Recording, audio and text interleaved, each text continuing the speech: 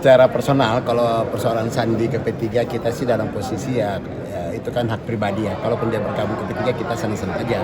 Tapi dalam posisi yang ada saat ini karena beliau masih sebagai anggota di Gerindra, tentu kita posisinya posisi menunggu aja.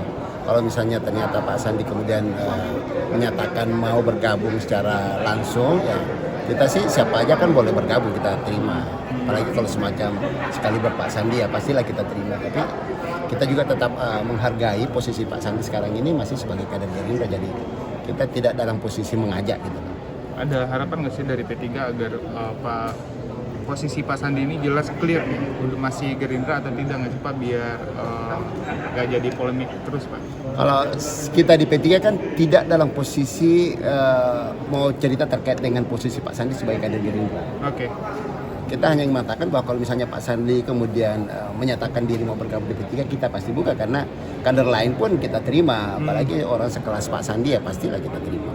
Pak Amir, berarti kalau secara ADART partai, kalau misalkan ada kader dari partai lain untuk langsung masuk ke P3 lalu kemudian misalkan dicalonkan untuk jadi presiden, itu memungkinkan secara aturan Pak? Nah, kalau aturannya kita kalau terkait dengan capres itu kan kita proses pembicaraan aja yang kita ada di ADRT. Kita tidak bicara terkait dengan calon dari mana.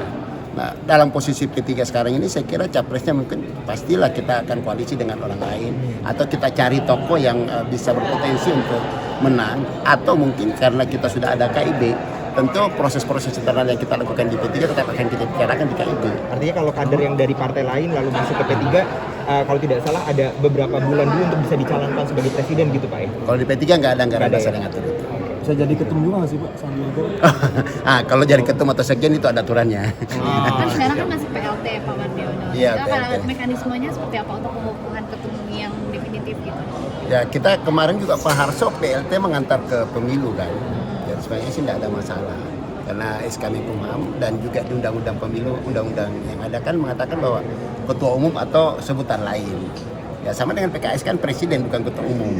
Nah, di P3 kita PLT ketua umum, kan sama aja sebenarnya. Oh gitu, berarti nggak berhubungan dengan riuhnya panas gitu soal Enggak. gitu. Kalau di P3 mau jadi ketua umum kan ada proses. Artinya dia minimal 5 tahun sebagai kader baru bisa jadi ketua umum. Konfirmasi aja. Kalau kader kan saya bilang tadi siapapun boleh bergabung, apalagi tokoh sekelas Sandi. Cuma kan kita ada adat lah, artinya karena kita Pak Sandi masih kader Gerindra, nggak mungkin lah kita mau maksain lu masuk di P3, enggak lah.